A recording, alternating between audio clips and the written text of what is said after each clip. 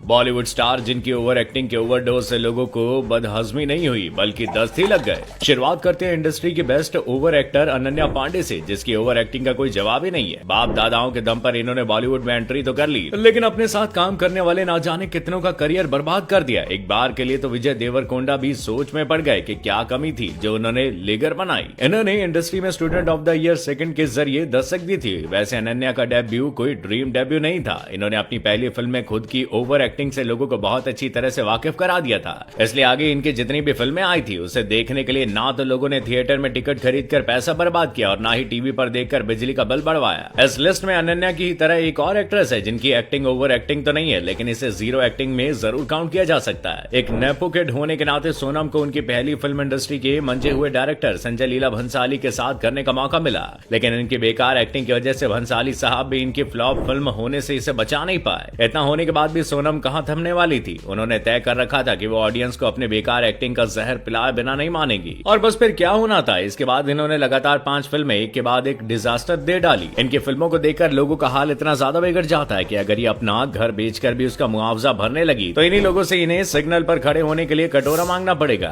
देखिए, जब over acting की बात हो रही है और जानवी कपूर का नाम नहीं लेंगे तो उनके साथ नाइंसाफी होगी। माना कि वो लेजेंड एक्ट्रेस श्रीदेवी की बेटी है, लेकिन विरासत में अगर वो उनके नाम के साथ साथ एक्टिंग का हुनर भी ले लेती तो क्या ही बुरा होता। अपनी बदसूरत शक्ल को छिपाने के लिए तो उन्होंने प्लास्टिक सर्जरी का सहारा ले लिया, लेकिन ओवर एक्टिंग की बदसूरती को प्लास्टिक सर्जरी कब तक जग जाहिर करती रहेगी। धड़क फिल्म में जानवी की एक्टिंग बहुत ओवर थी और इसलिए ये कुछ खास कमाल नहीं दिखा पाई, और इसी तरह से उन्होंने गुंजन सक्सेना मूवी की भी लंका लगा दी। धड़क जब आई तो ईशान खट्टर का करियर बना गई और जानवी को 2-4 फिल्में दिलवा गई, जो कि बाद में सारी की सारी फ्लॉप हुई। लेकिन फिल्मी बैकग्राउंड से होने का कमाल देख रहे हो कि एक से बढ़कर एक फ्लॉप देने के बाद भी एक के बाद एक फिल्में रिलीज हो रही है। अब देखिए, जब बहन इतनी ज्यादा टैलेंटेड है तो भाई का तो कोई जवाब ही नहीं है। आखिरकार तो दोनों ही की थाली के चट्टे बट्टे हैं। एक मिनट के लिए माना जा सकता है कि पत्थर को एक्टिंग सिखाई जा सकती है, लेकिन अर्जुन कपूर इन्हें सिखाने वाला कोई पैदा ही नहीं हुआ।